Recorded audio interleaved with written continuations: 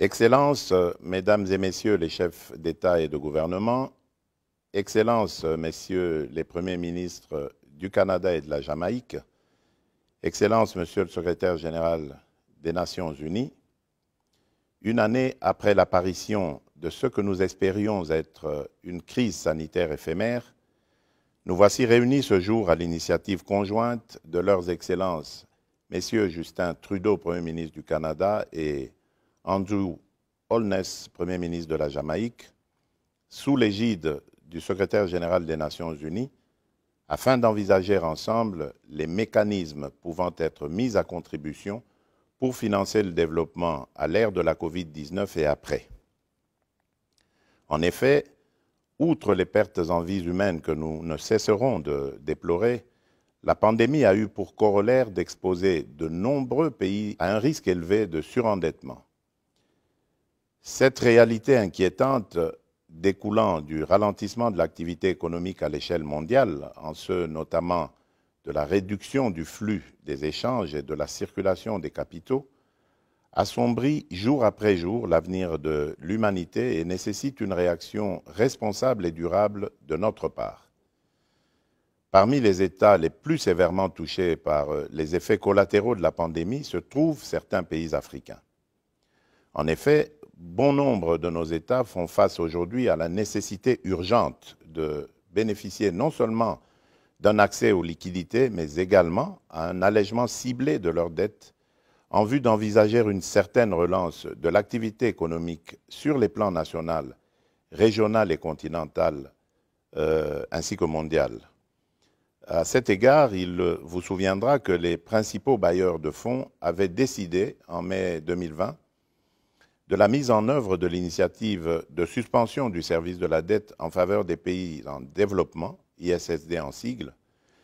qui devait permettre à 77 pays parmi les plus pauvres de bénéficier, à leur demande et sous condition de la conclusion d'un accord au préalable avec le FMI, d'un allègement de leur dette publique. Cette initiative, au départ prévue de mai à décembre 2020, a été prolongée jusqu'en juin 2021, en attendant la mise en œuvre de l'ISSD+, programme revisité de restructuration de la dette des pays conçu en novembre 2020 par le G20, incluant cette fois-ci tant des créanciers publics que des privés. Étant déjà confrontés à la dure réalité de la COVID-19 et de la difficulté d'accès aux vaccins qui nous permettrait de ralentir de manière significative la propagation de la maladie à coronavirus sur notre continent, et en attendant l'effectivité du programme ISSD+, je profite de cette tribune pour plaider en faveur de la prorogation jusqu'à la fin de l'année en cours du moratoire de l'ISSD, dont l'expiration est prévue en juin 2021. Par ailleurs, il conviendrait que ces restructurations aboutissent à un allègement bien ciblé de la dette afin de rétablir la viabilité de cette dernière à moyen et long terme. Raison pour laquelle je salue l'appel lancé le 26 février 2021 à l'endroit du Fonds monétaire international par les ministres des Finances et les gouverneurs des banques centrales du G20 pour des émissions supplémentaires des droits de tirage spéciaux qui bénéficieraient principalement aux économies les plus vulnérables. C'est pourquoi j'entends ici soutenir, au nom de l'Union africaine,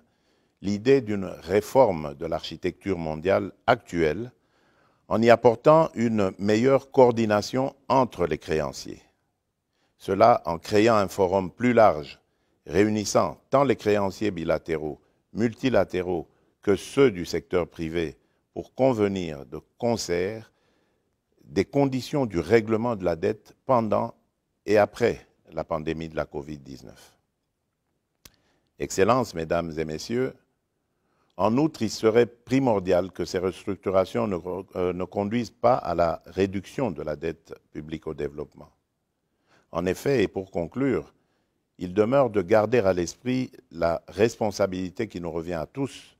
de réaliser les objectifs de développement durable du millénaire pour l'atteinte desquels l'aide publique au développement est indispensable.